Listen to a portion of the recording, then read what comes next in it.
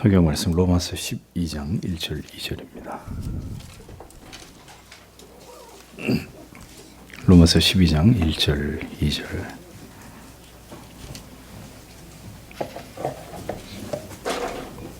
함께 한 목소리로 같이 읽겠습니다.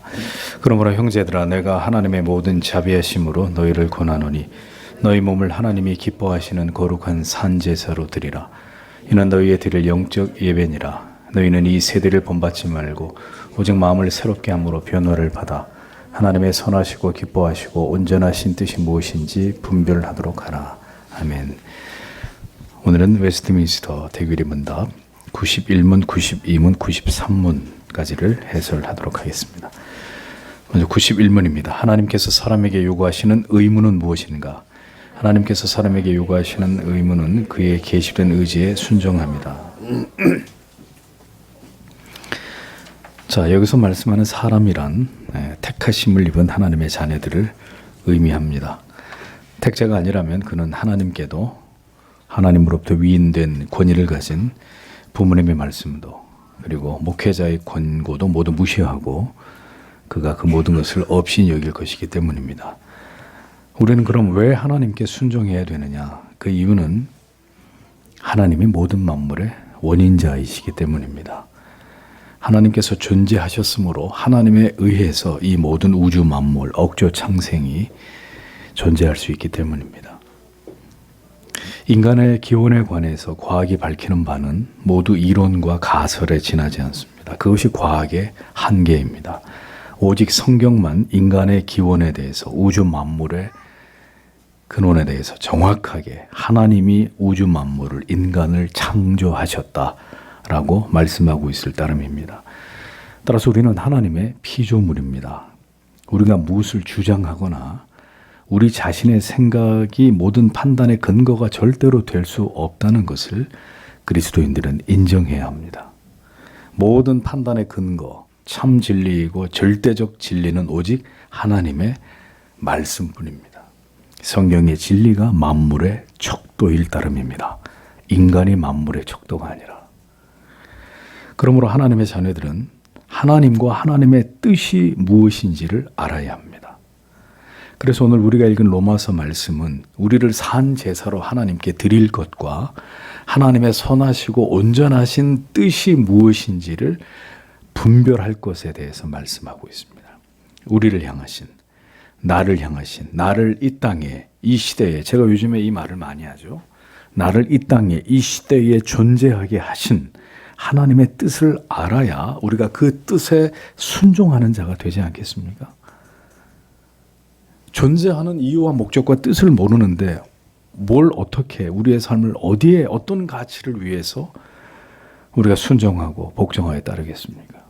그러므로 우리는 하나님의 사람들에게 하나님께서 요구하시는 바는 성경의 진리를 통해서 우리에게 계시하신 하나님의 뜻, 그 하나님의 다른 말로 의지에 우리가 순종하는 것이고 그 뜻에 복종하는 것이다. 교리가 이렇게 설명을 하고 있습니다. 교리의 설명을 잘 보십시오. 우리의 의지가 아닙니다. 우리의 의지가 아니라 하나님이 계시하신 하나님의 의지, 하나님께서 이루고자 하시는 그 뜻에 순종하는 것이 하나님께서 우리에게 요구하시는 바라고 분명히 명시하고 있습니다. 성도 여러분, 이것이 간단하지가 않아요. 끝없는 자기 부인이 되지 않으면 오늘 교리가 정의하고 있는 이 내용과 우리는 요원한 삶을 살아갈 수밖에 없습니다. 오늘 우리의 신앙의 대부분의 주제는 하나님이 우리에게 요구하시는 그 뜻을 아는 거에 초점이 맞추어져 있지 않고 우리가 하나님께 요구하는 것들입니다. 하나님께서 성도에게 요구하시는 바에 대해서는 알고자 하는 이가 많지 않습니다. 교회를 다니고 예수를 믿는다고 하지만 하나님이 도대체 내 인생에, 내 삶 가운데 그분이 나에게 무엇을 요구하시는지 거기에 대해서는 별로 알고자 하는 이가 많지 않습니다. 오늘도 내가 원하는 것을, 내가 원하는 대로 하나님께서 들어주셔야 되고 내가 원하는 삶을 내가 원하는 대로 살아갈 뿐이라고 여기는 자들이 신앙 안에서조차도 대부분을 이룹니다. 교리는 설명합니다. 하나님께서 사람에게 자기 백성에게 요구하시는 의무는 하나님의 계시된 의지에 따라 순종하는 것이다. 하나님의 의지가 여기다 담겨 있는데 그 하나님의 의지에 따라서 내가 순종하는 것이다. 이렇게 분명히 말씀합니다. 자, 잘 보세요. 의무라고 했습니다. 의무.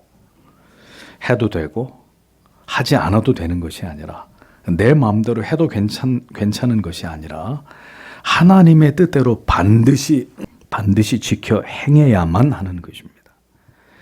문제는 우리의 힘으로 그 의무를 감당할 수 없기 때문에 주님 앞에 가는 그날까지 그렇게 행할 수 있도록 우리는 은혜를 베풀어 주시기를 구하고 하나님께서 우리를 붙들어 주시고 도와주시기를 기도해야 되는 것이 바로 성도의 신앙의 자세라는 것을 우리는 알아야 합니다.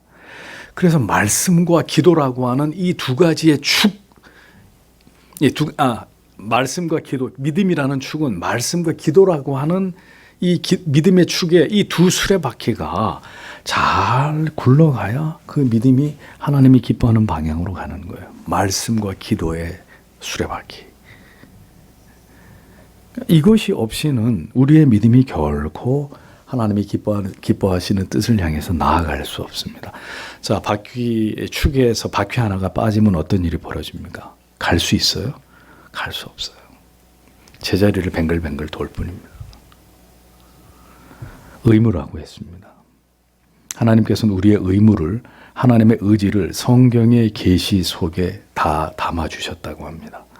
그리고 그것에 자기 백성들이 순종하여 따르기를 원하시고 그렇게 이 세상에서 하나님의 뜻을, 하나님의 약속의 말씀을 믿음으로 그 모든 의무를 결연히 지켜 행하는 것을 통해서 영광을 받으시기를 원하십니다.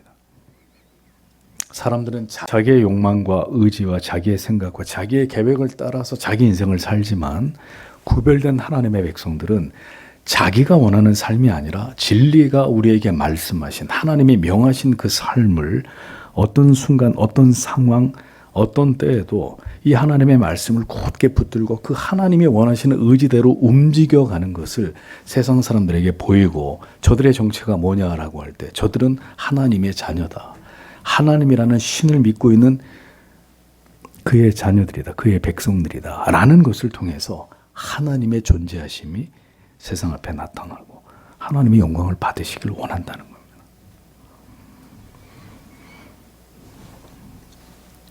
이것이 바로 이 세상을 살아가는 하나님의 자기 백성들에게 요구하시는 의무이다라고 교리는 분명히 못을 박아서 설명하고 있습니다.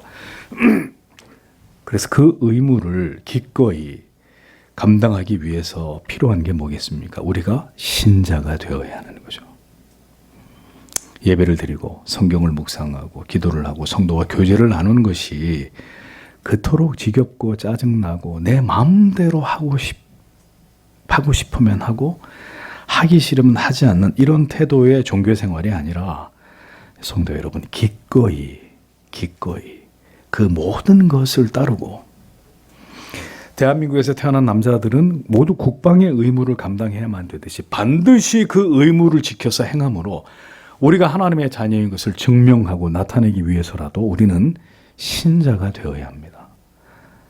따라서 교회는 교회 안에 들어온 사람들이 다 무조건 천국 갑니다 라고 간주하고 그 다른 이야기를 해서는 안 되고 신자 되게 하기 위해 끊임없이 복음을 전하고 무엇이 믿음인지 무엇이 구원인지 우리에게 영생 얻는 길이 무엇인지를 끊임없이 가르쳐야 되고 말씀을 통해 외쳐야 되는 것입니다.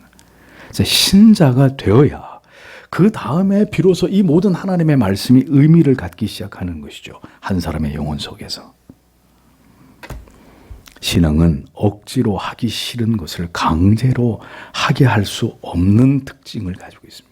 그래서 칼빈도 기독교 강요에서 신앙은 강제할 수 없는 일이다. 하나님의 은혜가 임하지 않고는 사람이 어떻게 그것을 강압하고 강제해서 할 수 있는 일이 아니라고 얘기하지 않습니까?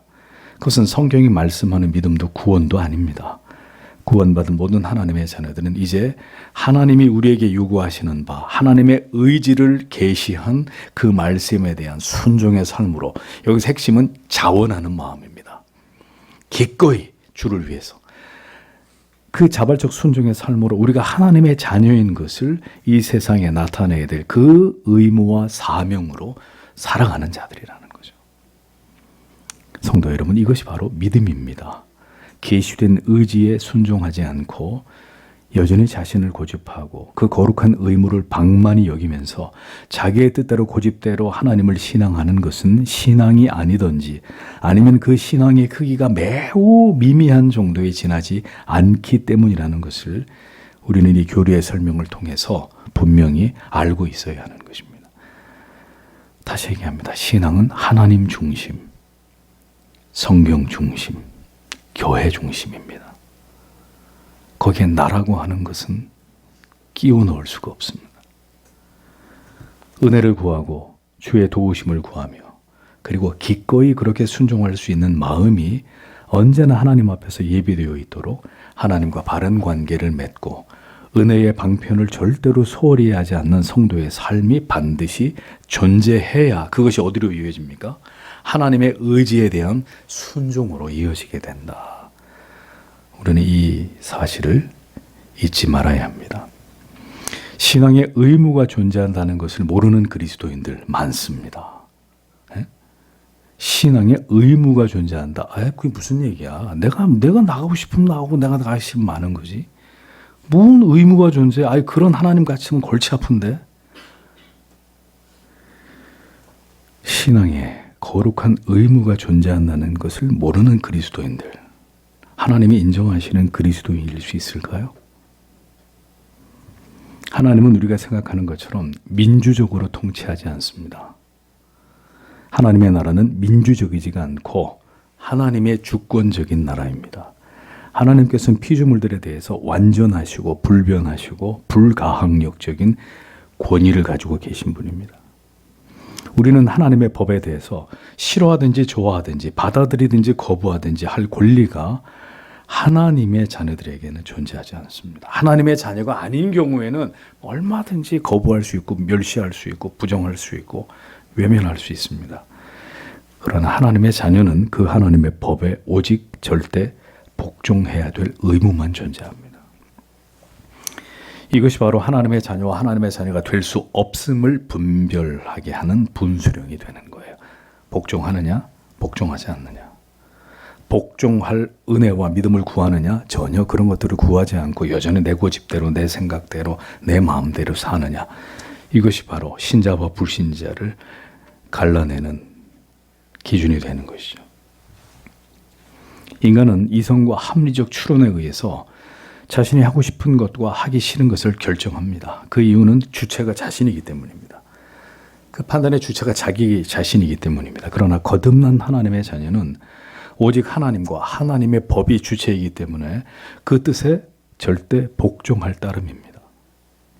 하나님의 의지에 대한 복종은 그가 하나님의 자녀임을 보여주는 가장 분명한 기준이 되는 것이죠. 그러나 물론 우리는 죄성을 가지고 유혹에 넘어지는 존재라 때때로 하나님의 의지에 복종하지 않을 수 있습니다. 불복종하고 불순종하고 죄를 짓습니다.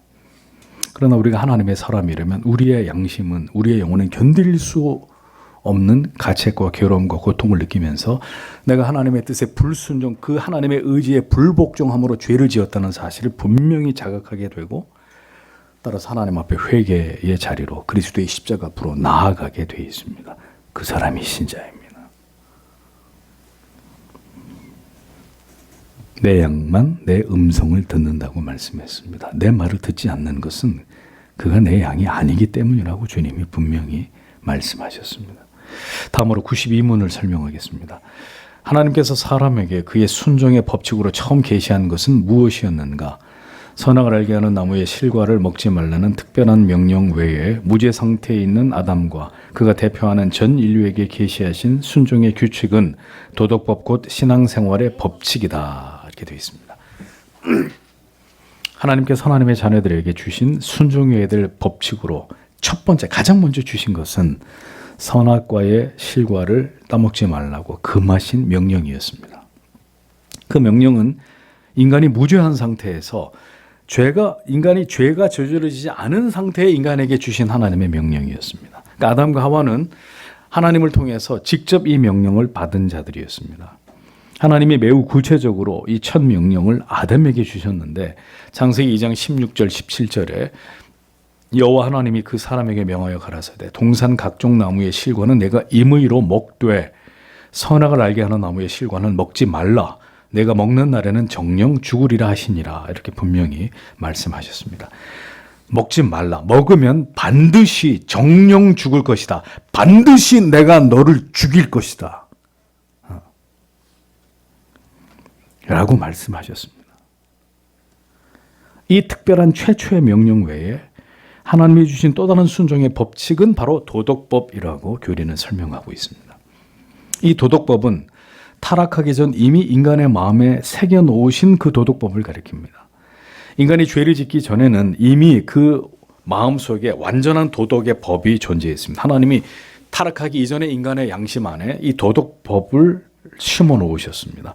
죄가 없었기 때문에 인간은 완전했고 완전한 도덕을 행할 수 있는 능력을 가지고 있었습니다. 타락하기 전에 인간은 이미 그 양심의 도덕법이 존재하고 있었기 때문에 특별 계시가 필요하지 않았던 겁니다. 그 도덕법 그 자체로 하나님의 뜻을 그대로 완벽하게 반영하면서 실행할 수 있는 근거가 되기 때문에 특별 계시가 필요하지 않았습니다. 그러나 인간이 타락한 이후에는 도덕법이 성경이라는 특별 계시의 형태로 우리에게 주어져야만 했던 것입니다. 그 이유는 타락한 자연인의 마음속에 여전히 자연 계시로의 도덕법이 존재하지만 문제는 그 법을 지킬 능력이 현저히 줄어들었고 이 도덕법을 인식할 수 있는 지성도 형편없이 약화되어 버렸기 때문에 전적 무능, 전적 무지의 상태에 이르렀기 때문에 특별 계시의 성경이 필요했던 것이죠. 구체적으로 하나님께서 명시하신 이 법이 존재해야 됐고 이제는 그 법을 배우고 익혀서 그 법을 지켜야 될 새로운 의무가 타락한 인간들에게 주어지게 된 것입니다. 하나님께서는 모세를 통해서 바로 이 도덕법을 세우셨습니다. 모세가 만든 게 아니라 모세는 이 도덕법을 전달하는 도구로 하나님 앞에 쓰임을 받은 것입니다. 자, 그렇다면 도덕법이 무엇인지를 구체적으로 알아보겠습니다. 이어지는 93문을 보겠습니다. 93문 도덕법은 무엇인가? 도덕법은 인류에게 선포된 하나님의 의지이다. 모든 사람이 개별적으로 온전하게 영원토록 이 법을 지켜 순종하되 마음을 다하고 성품을 다하고 힘을 다하여 하나님과 사람에게 마땅히 해야 할 모든 의무를 성결과 의로 행하도록 지시하고 요구한다. 이 도덕법을 지키는 자에게는 생명을 약속하고 이것을 위반한 자에게는 죽음을 경고한다. 이렇게 기록이 되어 있습니다.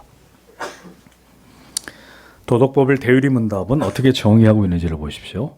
인류에게 선포된 하나님의 의지, 다른 말로 하나님의 뜻입니다. 이게 도덕법이라는 거예요. 도덕법은 다시 말씀드리지만 인간이 만들어내는 법이 아닙니다. 이것은 신적인 계시입니다. 하나님께서 인간을 향해 가지고 계신 뜻과 의지를 명문화해서 계시해 놓은 것입니다. 모든 인류는 이 도덕법의 지배를 받습니다. 이 도덕법에 대한 준수의 여부에 의해서 심판을 받게 됩니다. 그래서 유럽의 전 역사와 그 유럽의 문화는 이 하나님의 말씀에 기반해 있고 그래서 유럽의 모든 법 체계 역시 영국이나 미국이나 여러 그 종교계 이후의 국가들의 법은 이 하나님의 지엄하신 말씀이 진리 위에 이 세상의 모든 법이 기초했습니다. 그래서 그 법을 인류가, 사회가, 국가가 잘 지켜 나아갈 때는 인류가 그렇게 큰 문제가 발생하지 않았습니다. 근데 그 하나님의 진리 위에 세워진 진리의 법 체계를 인간들이 끊임없이 바꾸고 이 하나님의 진리의 법을 무시하고 인간에 의해서 새로운 법들을 만들어냄으로써 오늘날과 같이 도덕과 윤리가 붕괴해가는 혼란의 혼돈의 시대를, 무질서의 시대를 인간이 만들어낸 것입니다.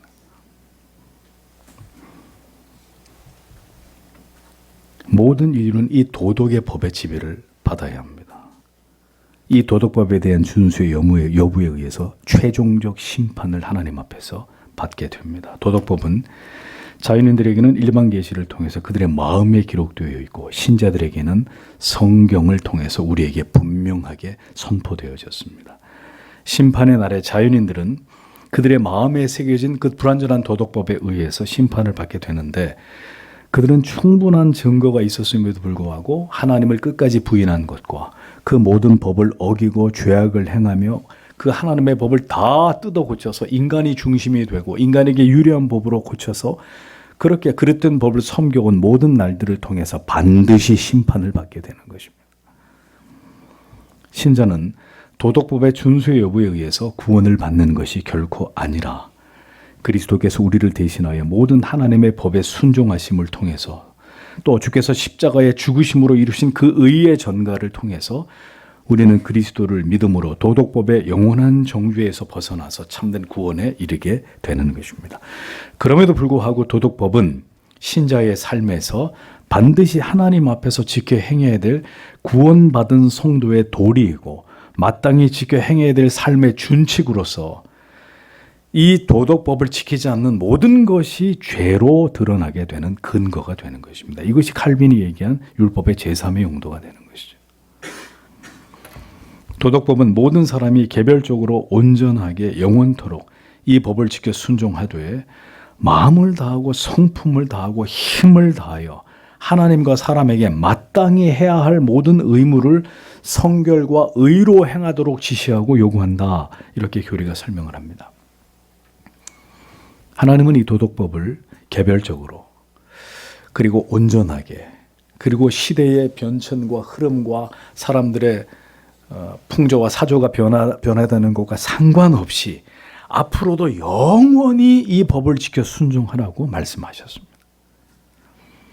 겉으로 피상적으로만 이 도덕법을 이해하고 습관적으로 타의에 의해서 지키는 것이 아니라 개별적으로, 개별적 인격과 그 믿음의 정도에 따라 개별적으로 그리고 일부분이 아니라 온전하게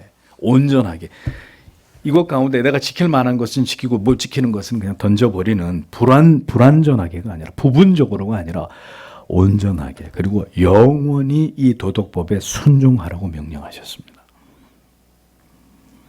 결코 이 법을 임의대로 우리의 상황과 환경에 따라서 적당히 지키는 것이 아니라 절대 그런 것을 허용하지 않으셨고 온전하게 그 다음에 영원히 순종하라고 말씀하셨습니다.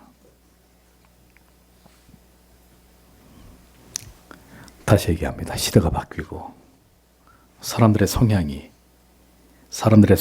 달라졌다는 이유로 이 법이 무시되거나 개정되거나 그 순종의 범위가 축소되거나 다른 형태로 그 신앙의 내용과 질이 바뀔 수 없고 온전히 그리고 영원히 변치 않고 지속적으로 그 형태를 그대로 지켜가야 한다고 교리는 우리에게 교훈하고 있습니다. 성도 여러분, 이 시대의 그리스도인들과 교회에 있어 과연 이 도덕법에 대한 준수의 여부가 이와 같이 성도들 개개인에게 깊이 인식되어 있을지에 대해서 깊이 생각해 보십시오. 이 도덕법의 가치를 도대체 이 시대 그리스도인들이 어떻게 여기고 있는지 우리가 주일마다 예배 가운데 10계명을 우리가 낭독하지 않습니까? 이 도덕법에 대한 가치가 얼마나 유효적으로 우리 개개인의 삶 속에 우리의 영혼 가운데 이것이 위치하고 있는지에 대해서 깊이 생각해 봐야 합니다. 개별적으로 온전히 영원토록 그 뜻을 따르고 순종하고 있는지를 돌아보기 위해서 우리는 하나님을 예배하는 공적 예배 가운데 10계명을 낭독합니다. 그리고 곧게 이것을 하나님 앞에 지키기로 이것을 지켜 살아감으로 하나님의 이름을 높이기로 결의하고 결심하고 다짐하는 것입니다. 누가 감히 이 도덕법의 준수를 임의로 변경할 수 있고 우리의 처지와 형편에 따라 고무줄처럼 이 하나님의 법을 늘렸다가 줄였다가 이 하나님의 법을 마음대로 변개할 수 있단 말입니까? 이렇게 교리를 올바로 가르치면 여러분에게 구속이 되고 불편함이 되고 억압이 되는 것입니까?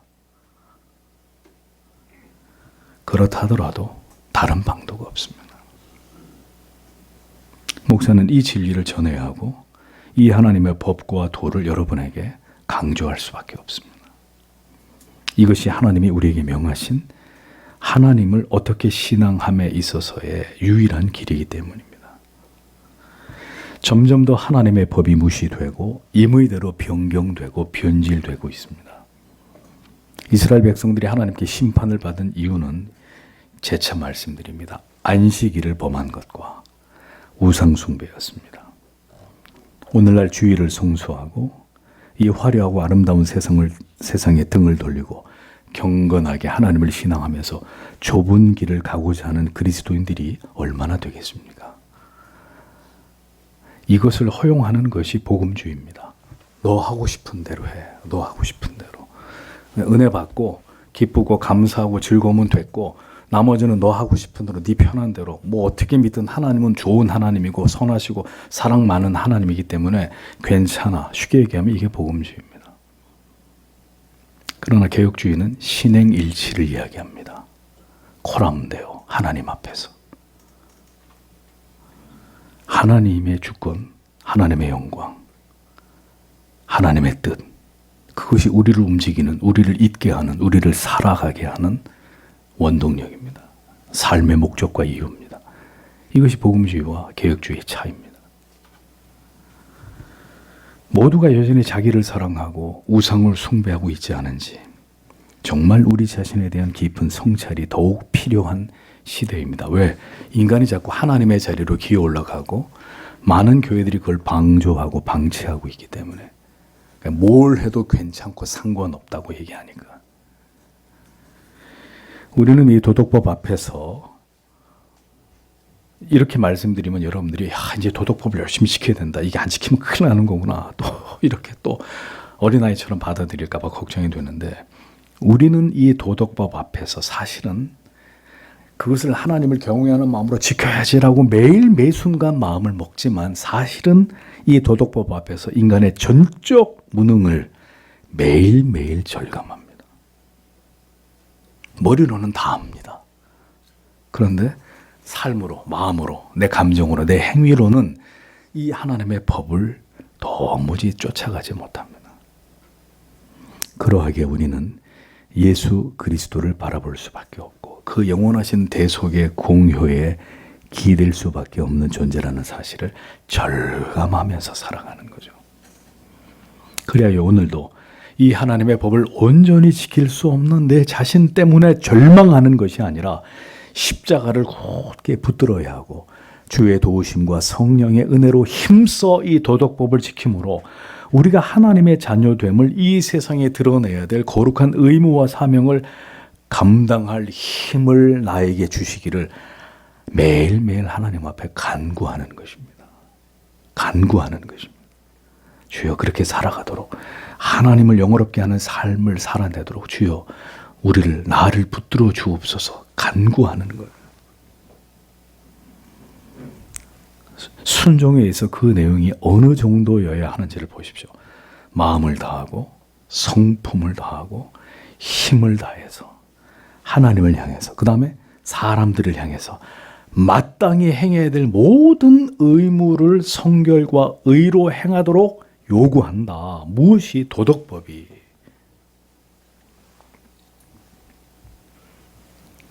완전한 순종, 전인적 순종을 요구한다는 것입니다. 우리가 할 수 있는 모든 노력을 다해서 순종할 것을 이 도덕법이 하나님이 우리에게 주신 법이 우리에게 말씀하고 있습니다. 그리고 그 기준은 우리가 아니라 하나님이 요구하시는 분량, 마음을 다하고 성품을 다하고 뜻을 다하고 생명 다해서 단순히 착한 사람이 되는 게 아니고요. 누가 예수 안 믿는 사람 봤을 때 저 아무개 교회 다니는데 사람 참 착해. 법 없이도 살 사람이야. 겨우 그 정도를 얘기하고 있는 게 아니라 도덕적으로 완전한 사람이 되기를 원하신다고 말씀하고 있습니다. 그 순종의 방식은 성결과 의로, 즉 인간적인 노력과 자기 의가 아니라 성령의 도우심을 통한 나의 의가 드러남이 아닌 그리스도의 의로 우리가 이 모든 것을 은혜 안에서 감당하기를 원하신다는 것입니다. 성도 여러분, 다시 말씀드립니다. 우리는 분명 이 도덕법을 준수함으로 구원에 이르는 것이 아닙니다. 우리에겐 그렇게 할 수 있는 능력이 없습니다. 하나님께서 원하시는 바도 아닙니다. 구원은 하나님의 아들, 우리의 영원한 구원자 예수 그리스도를 구주로 믿는 믿음으로 말미암습니다. 그러나 하나님이 우리에게 요구하시는 이 도덕법에 대한 준수에 대한 이 절대적 기준을 보십시오. 그러니까 개혁파 정통주의의 신학과 신앙이 왜 신행일치를 요구하느냐? 왜? 분명히 그리스도의 십자가에 대속하신 그 은혜를 믿음으로 내가 예수 그리스도 외에는 이 죄로부터 벗어날 길이 없는 전적으로 무능하고 타락한 죄인이라는 걸 알고 예수여 당신이 나의 영원한 구주이시고 나는 당신을 믿습니다. 당신이 나의 구주 되심을 믿습니다. 이것으로 우리가 구원을 받는다고 분명히 우리의 구원관을 이렇게 얘기하는데도 그럼 개혁파 정통주의 신학은 왜 이토록 신행일치를 요구하느냐? 답하시는 분. 왜? 왜요?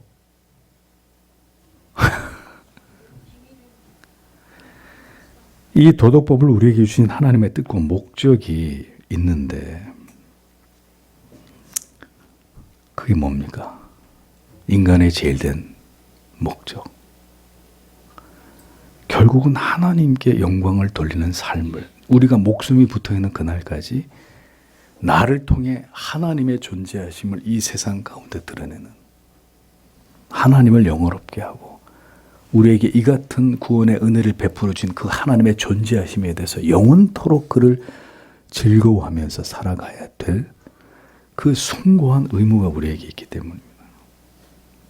그런데 그거를 그렇게 살아가야 될 그 삶의 대의를 그냥 풀어질 대로 풀어져서 그냥 맨날 부어라 먹고 마셔라 좀 즐겁게 이렇게 하면서 이 인간이 존재해야 될 목적을 따라 사는 게 가능하겠습니까? 불가능하죠. 그건 불가능한 이야기입니다. 어불성설입니다.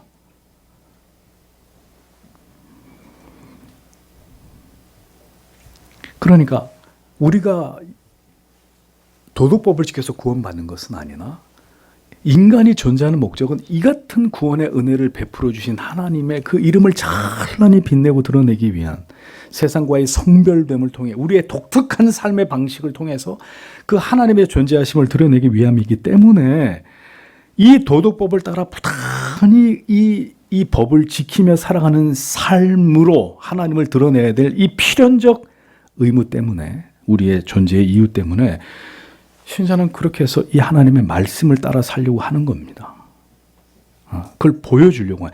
세상 사람들은 세상의 법을 지키면서 살면 그만이 그 법도 안 지키지만 우리가 하나님의 자녀인 것을 하나님의 법을 목숨 걸고 지키는 것을 통해서 그걸 드러내는 거예요. 나타내는 거예요. 하나님의 영광을 우리가 돌리는 거죠. 하나님께.